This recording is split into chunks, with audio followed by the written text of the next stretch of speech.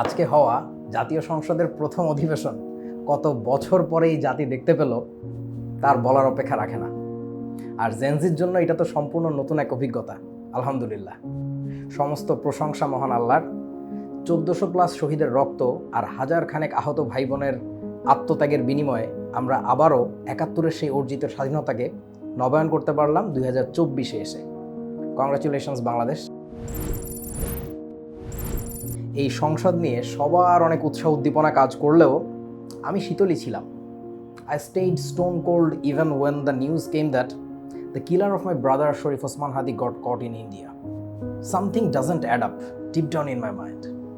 I don't know what's wrong, but I know for sure something isn't right. সংসদ নিয়ে আমার মধ্যে উত্তেজনা কাজ না করার মূল কারণ হলো দুইটা। প্রথম এবং প্রধান কারণ আমার আত্মিক ছোট ভাই শরীফ ওসমান হাদি সেখানে ফিজিক্যালি না উপস্থিত থাকা। ওর সাথে আমার যে কতটা মিল সেটা যারা না আমার অফলাইন ক্লাস আগে থেকে করেছে তারা বুঝবে না। এনিওয়ে, আমি বহু আগে থেকেই এসব কথাগুলো বলে আসছি সায়েন্স আর সাইকোলজির ফিল্ডে। আর শরীফ ওসমান হাদি এই বিষয়টাকে আরও অনেক বড় পরিসরে বলছে এবং করেও দেখাইছে, যেটা আমি করতে পারিনি। হ্যাঁ, আমি জানি ওর মোরাল অনেকেই ধারণ করবে সংসদেই, তবে ওকে ফিজিক্যালি এবার সংসদে প্রয়োজন ছিল এবং মৃতপ্রায় এই বাংলাদেশকে উজ্জীবিত করার জন্যই এটা খুবই জরুরি ছিল। যাই হোক, আল্লাহর ইচ্ছা, উনি যা ভালো মনে করেন, ফি আমানিল্লাহ। তো দ্বিতীয় কারণ হচ্ছে এবারের সংসদে সাউয়াদের ক্ষমতার পোয়াবারও। না, আমি কোনো গালি দিচ্ছি না ভাই, একটু বোঝেন। বিএনপির বিখ্যাত নেতা, না বুঝেই মুখস্থবিদ্যা জাহির করা বিশেষ মেধাবী আমাদের সালাউদ্দিন আহমেদ সাহেবের কথা বলছি। হ্যাঁ, কেউ অন্যভাবে দিবেন না প্লিজ, আমি বুঝিয়ে বলছি, একটু সময় দিন, একটা লম্বা শ্বাস নিন। দেখেন, শব্দ সংক্ষেপণ ভাষার বেশ পুরাতন একটা রীতি, যে কোনো ভাষাতেই এটা হয়ে থাকে। এজন্য দুইটা বিশেষ কৌশল অবলম্বন করা হয় ক্ষেত্র বিশেষে। একটা হচ্ছে অ্যাক্রোনিম। এর ক্ষেত্রে একাধিক শব্দের মূল অধ্যক্ষর নিয়ে সরাসরি একটা নতুন উচ্চারণযোগ্য শব্দ বানিয়ে বলা হয়। যেমন ধরেন বুয়েট, নাসা, সাস্ট, নেটো, দুদক, বাল, সওজ, বৈশাখা, ফিফা, হোয়াট নট। 2 নাম্বার হচ্ছে অ্যাব্রিভিয়েশন। এর ক্ষেত্রে একাধিক শব্দের মূল অধ্যক্ষরগুলোকে নিয়ে আলাদাভাবে বলা হয়, কিন্তু কোনো শব্দ বানানো হয় না। যেমন ধরেন DU, FBI, URL, CIA, BCL, BNP ইত্যাদি। এক্ষেত্রে কোনটাকে যে অ্যাব্রিভিয়েশন করা হবে আর কোনটাকে যে অ্যাক্রোনিম আকারে রাখা হবে সেটা কিন্তু নির্ভর করে ধ্বনি মাধুর্যের উপর। যেটাকে শব্দ আকারে বললে সেটা শুনতে শ্রুতিমধুর শোনায়, উচ্চারণ সহজ হয়, তাকে অ্যাক্রোনিম করা হয়। যেমন ঘাদানিক, যেটাকে শব্দ আকারে বললে শুনতে ভালো শোনায় না, উচ্চারণ সহজে হয় না, তাকে অ্যাব্রিভিয়েট করা হয়। যেমন ধরেন আইবিএ। তো আমাদের স্বরাষ্ট্রমন্ত্রী মাননীয় সালাউদ্দিন আহমেদ সাহেবের নামের অধ্যক্ষর নিয়ে একটা সুন্দর শ্রুতিমধুর শব্দ যেহেতু বানানো গেছে, তাই এর সংক্ষেপণ হবে অ্যাক্রোনিম স্টাইলে। এরপরে ব্যাকরণের আর এক গলি ঘেটে আসা যায়। এরকম একজন মুখস্থবিদ মাননীয়কে নাম ধরে ডাকার জন্য আমরা আরেকটু ভদ্রতার খোলসে আবৃত করতে পারতাম না? উত্তর হচ্ছে, যেটা সংবিধানে বা ব্যাকরণে নেই তা করা আমাদের এই মাননীয় সাউয়ার খুবই অপছন্দ। ওনার প্রতি পূর্ণ সম্মান দেখিয়েই আমাকে এটা করতে হচ্ছে। দেখেন, যেসব জায়গায় বানানে দন্তস যুক্তাক্ষর আকারে থাকে তাদের ক্ষেত্রে উচ্চারণে মৃদু বা সফট হয়।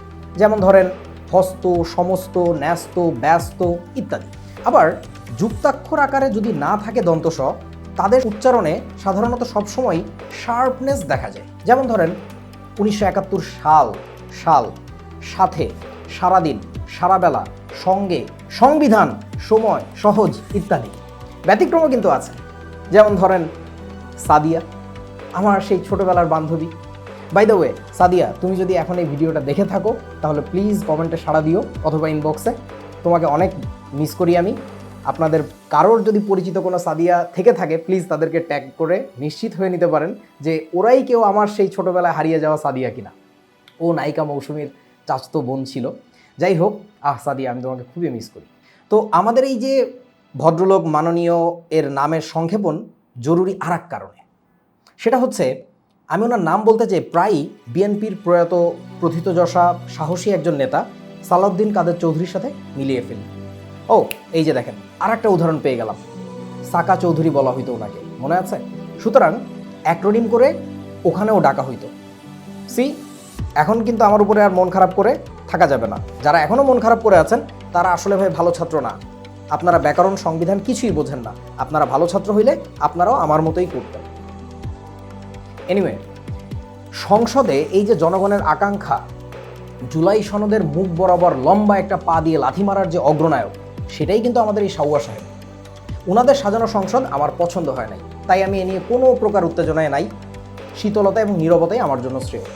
আমাদের সাউয়া সাহেব যে সংবিধানের দোহাই দিচ্ছেন, ওনাকে আমি অনেক উদাহরণ দিতে পারি যেখানে ক্রিয়েটিভিটি এবং ওপেন মাইন্ডওয়ালা মানুষ কিভাবে চিন্তা করে এবং সেটার মাধ্যমে নিত্য নতুন সমস্যার সমাধান করে তা দেখানো যায়। জাস্ট একটা উদাহরণ দিই। 3 Idiots মুভি তো মোটামুটি সবাই দেখেছেন মনে হয়, আমাদের মাননীয় দেখেছেন নিশ্চয়ই। সেখানে সবচেয়ে টান টান উত্তেজনার মুহূর্তে দেখা যায় একটা বাচ্চার ডেলিভারিতে জটিলতা সৃষ্টি হয়, যা থেকে উত্তরণের জন্য একটা বিশেষ ধরনের মেডিকেল ইকুইপমেন্টের প্রয়োজন হয়, যা কিন্তু ওই সময় ওখানে হাতের কাছে ছিল না। ফলে ওখানে উপস্থিত যে ইঞ্জিনিয়ারিং স্টুডেন্ট ছিল আমির খান, তার একটা ক্রিয়েটিভ সলিউশন বের করে নিয়ে আসে সে, যেটা ভ্যাকুয়াম ক্লিনার দিয়ে সে করে ফেলে। এটা কেন করতে পেরেছিল জানেন? কারণ তার মন কিন্তু মুখস্থ কিতাবি দর্শনে অনুপ্রাণিত না, সে ফিলসফির গভীরে বোঝে, মডিফিকেশন করতে জানে। একটা কাজ করার জন্য কোনো বিশেষ যন্ত্র যদি প্রয়োজন হয়, সেটা পাওয়া না গেলে হাতের কাছে, সেটা রিপ্লেসমেন্ট কিভাবে অন্য কিছু দিয়ে করা যায় যেন ফাংশনালিটি ঠিক থাকে, সেটা করতে পারাটাই আসল কৃতিত্ব অথবা মেধা, যাই বলে। আবার ধরো, তোমরা যারা আমার তড়িৎ রসায়ন ক্লাস করেছো, মনে আছে নিশ্চয়ই কিভাবে হাইড্রোজেন একটা গ্যাস হওয়া সত্ত্বেও তার একটা ভার্চুয়াল দণ্ড আমরা কিন্তু বানিয়ে ফেলেছিলাম, যাকে আমরা হাইড্রোজেন ইলেকট্রোড বলে ডাকছিলাম। মনে পড়ছে? সুতরাং বুঝতে হবে তোমাকে, শুধু মুখস্থ করলে কিন্তু চলবে না। যাই হোক, তো আজকের এই কুসুম কুসুম বিরোধিতার সংসদে নাহিদ হাসনাত রাজা করলো ভাইরে ভাই, এটা বাংলাদেশ আসলেই আগে কখনো দেখে নাই। ফর শিওর উন্নত দেশে এটা একটা কমন সিনারিও, এমনকি আমাদের পার্শ্ববর্তী দেশ ভারতেও এটা যথেষ্ট কমন একটা জিনিস। এরকম সাহসী প্র্যাকটিস অব্যাহত রাখতে হবে। এখনও পর্যন্ত নব্যগঠিত বিএনপি সরকারকে যথেষ্ট সহনশীল দেখা যাচ্ছে বাক স্বাধীনতার প্রতি, যদিও তাদের কিছু কিছু নেতা অকারণেই উত্তেজিত হয়ে পড়ছেন এবং হঠাৎই সেই ঘটনাটা ঘটতে দেখা যাচ্ছে। ওনাদের মনে করিয়ে দিতে চাই, you are not a master anymore, you are the slave of the people now, don't make that mistake.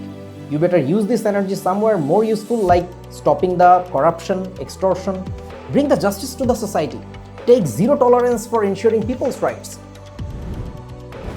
নিউজিল্যান্ডের পার্লামেন্টে প্রায় দেখা যায় সংসদ সদস্যদের আদিবাসী নৃত্য করতে। সে ধরনের কিছু আমাদের সংসদে হইলেও মনে হয় মন্দ হইতো না হাসনাত।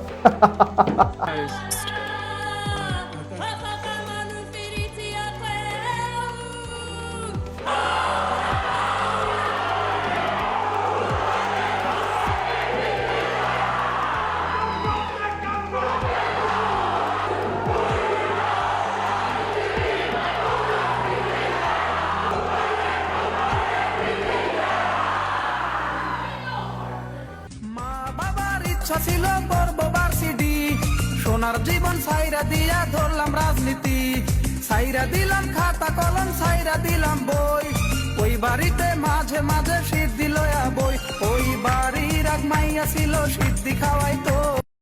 সরি, সিরিয়াস কথা বলার সময় হেসে দেওয়া আমার পুরাতন অভ্যেস। অবশ্য এটা কিন্তু আজকে আমাদের স্বয়ং স্পিকার নিজেও করেছেন। মাননীয় সদস্যবৃন্দ,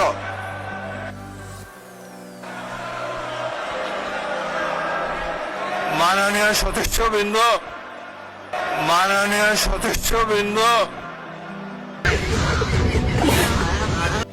আজকে হাসনাত, তুই চুল টুল কাটাইয়া এরকম বাবুলুক নিয়ে কিভাবে সংসদে আসছিলি ভাই? দেখে তো মনে হচ্ছে আজকে মনে হয় নতুন স্কুলে প্রথম দিন আসছিলি, সেরকম একটা লুক, বাবু বাবু একটা ভাব। যাই হোক, জুলাইয়ের গাদ্দার ভারতের দালালদের এভাবেই জবাব দিতে হবে। চালিয়ে যা তোরা, ডোন্ট স্টপ।